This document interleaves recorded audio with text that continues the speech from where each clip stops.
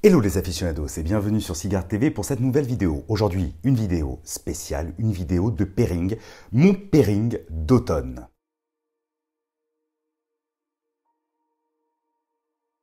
Débutons le pairing avec un rhum. Ce rhum, c'est le Savannah Métis. Alors c'est un rhum très accessible, on est à 32 € dans l'Hexagone en tarif conseillé.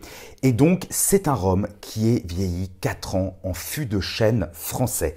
C'est un rhum, je trouve, fin, délicat, évidemment toujours avec des petits arômes vraiment typiques de la Réunion, comme le côté un petit peu fruit exotique, banane. On a aussi ce fond vanillé, on a un tout petit peu d'épices, mais pas trop, ça prend pas trop le palais. Et vraiment, je trouve que le rapport qualité-prix est tout simplement dingue pour 32 € d'avoir cette qualité-là de rhum. J'ai décidé de coupler ce rhum avec la marque Aliados. Aliados, c'est une marque du Honduras, mais qui a aussi une particularité. Il existe une édition spéciale comme ici, réalisée par Ernesto Pérez Carrillo. Donc au programme, une cape de l'Équateur, une sous-cape du Nicaragua et une triple mélangeant le Nicaragua et la République dominicaine, le tout à 16 € dans l'Hexagone. Alors pourquoi avoir choisi ce taureau de chez Aliados réalisé par Ernesto Pérez Carrillo pour accompagner ce rhum Savannah, ce rhum réunionnais, ce Savannah métis?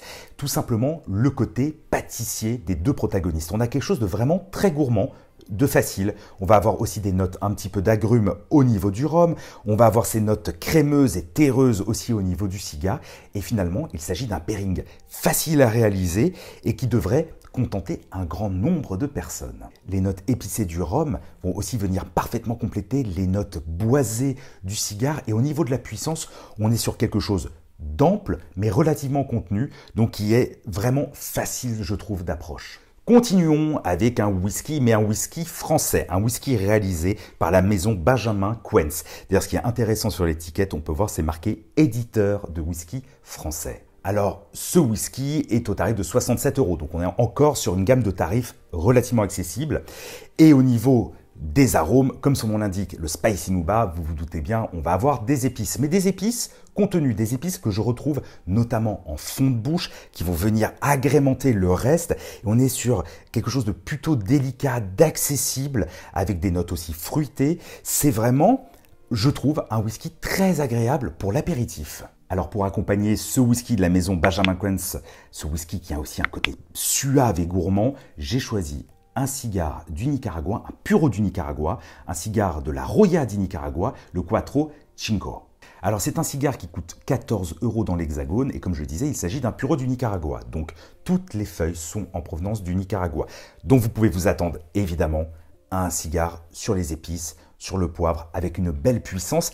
Et donc je trouve que ça marche vraiment bien avec le Spicy Nuba car on va avoir deux protagonistes là qui sont à peu près sur la même trame. Sur ce côté épicé, le côté assez puissant du cigare va marcher aussi avec le whisky qui lui est plus facile. C'est un whisky, je trouve, qui désaltère aussi en même temps.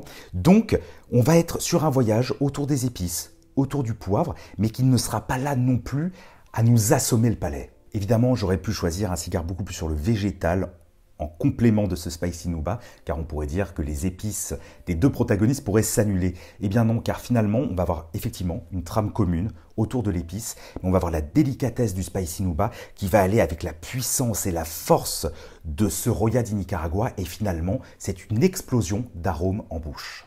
Continuons cette sélection d'automne avec la maison Lag et donc ce whisky écossais vieilli en fût de sherry après être passé en fût de bourbon. Il s'agit du Corey Cravey édition. Je vous préviens tout de suite, il s'agit d'un whisky tourbé, donc c'est pour les amateurs de la tourbe. Et pour ceux qui, comme moi, sont amateurs de la tourbe, là, il s'agit vraiment de quelque chose d'intéressant. Au nez, on est sur les écorces d'orange. Ensuite, on va avoir un côté épicé, un côté poivré, voire un peu de gingembre aussi en bouche. C'est vraiment long, c'est puissant, c'est riche et ça tapisse vraiment le palais. Alors j'ai choisi pour accompagner ce whisky une des dernières créations de la maison Horatio, le Passion 52. Il s'agit d'un cigare à 15,90 € avec une cape de l'Équateur et tout le reste du cigare est du Nicaragua. Alors pourquoi l'avoir choisi? Tout simplement à cause de ses notes de cuir. Un petit fond de miel, donc une belle rondeur aussi en bouche, le côté aussi torréfié. Et ça, avec les épices aussi du whisky, ça marche vraiment parfaitement bien. Alors on n'est pas sur deux protagonistes qui vont jouer chacun dans leur cours pour se retrouver. Non, non, les notes du cigare vont venir se compléter dans celles du whisky et inversement. Et je trouve que c'est vraiment un pairing intéressant. Alors c'est un pairing sur la puissance, c'est un pairing sur la longueur en bouche. On va dire que c'est un pairing qui va venir tapisser votre palais et qui ne peut pas vous laisser indifférent au niveau des arômes, de l'aromatique et de la puissance. Mais vraiment pour ceux qui apprécient autant ce type de whisky que ce type de cigare, je dois dire que c'est un pairing vraiment intéressant à réaliser. Terminons cette sélection d'automne avec un cognac, comme vous pouvez le voir à l'image depuis le début de cette vidéo, qui n'est pas inconnu. Il s'agit du Hennessy XO qui a été imaginé en 1870, couplé à un cigare cubain. Il s'agit là du Trinidad Esmeralda. Alors évidemment, on n'est pas sur un pairing accessible à toutes les bourses. On est sur un cigare qui coûte aujourd'hui dans l'Hexagone 66 €. Et au niveau du cognac, on est à 225 € tarif conseillé. 3 mots pour décrire ce pairing: rondeur, précision et délicatesse. Et on pourrait rajouter un mot supplémentaire: suave. Parlons tout d'abord du cigare. Il faut dire que la marque Trinidad est une marque que j'affectionne tout particulièrement dans le catalogue d'Habanos.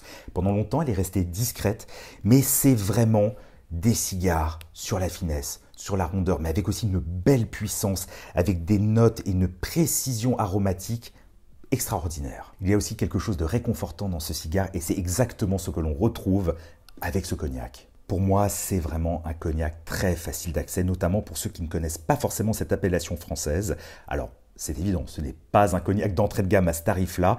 C'est peut-être un cognac pour certains trop consensuel, mais c'est un cognac qui est très facile à marier avec un cigare lorsque l'on cherche quelque chose, comme je disais, de gourmand, de réconfortant, et puis extrêmement bien fait. Ça, on ne peut absolument pas dire le contraire. Avec ces notes aussi vanillées, ces notes un tout petit peu de cannelle qu'on va avoir en fond de bouche. Bref, c'est un compagnon idéal pour ceux qui veulent un pairing sur le raffinement. On est aussi sur le pairing le plus onéreux de cette sélection à presque 300 € lorsque l'on additionne les deux produits.